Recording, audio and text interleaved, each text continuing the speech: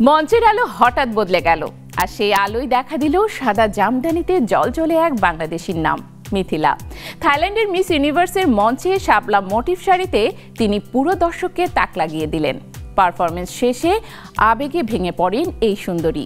এখন সবার মনে একটাই প্রশ্ন, আগামীকালকে সত্যিই তার মাথায় উঠবে মিস ইউনিভার্স 2025-এর মুকুট?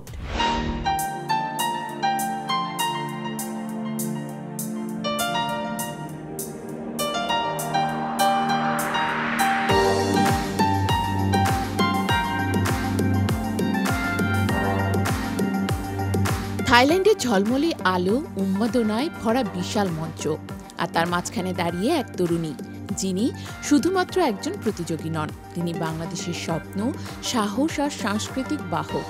মিস ইউনিভার্সের ৭৪তম আসরে ১২১ দেশের প্রতিযোগীদের ভিড়ে তানজিয়া জামান মিথিলা যখন সাদা জামদানিতে মঞ্চে উঠলেন, পুরো বিশ্ব তাকিয়ে দেখল এক টুকরো বাংলাদেশকে।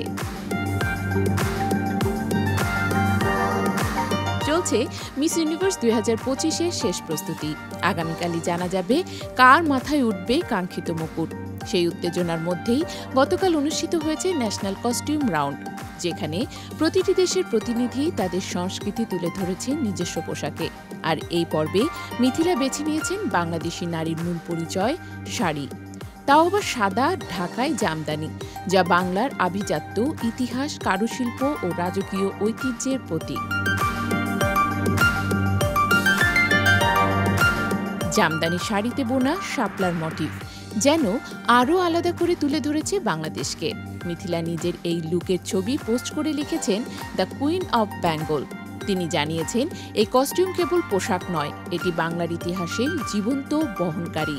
প্রতিটি সুতোই তাঁতি সম্প্রদায়ের ঘাম, সময় আর মমত্ববোধ জড়ানো। পারফরমেন্স শেষে বুধবার দুপুরে ফেসবুক লাইভে এসে খুব আবেগপ্রবণ হয়ে পড়েন মিথিলা। তিনি বলেন, ন্যাশনাল কস্টিউম সবার কেমন লাগছে? আশা করি ভালো লাগছে। বাংলাদেশকে রিপ্রেজেন্ট করতে এই কস্টিউম বেছে নিয়েছি।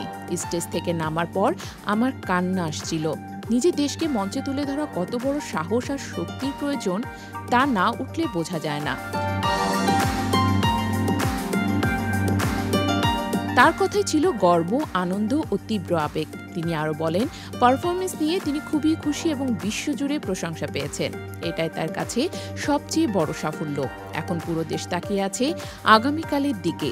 উৎসুক প্রত্যাশা, বাংলাদেশ কি প্রথমবারের মতো মিস ইউনিভার্সের মুকুট জিতবে?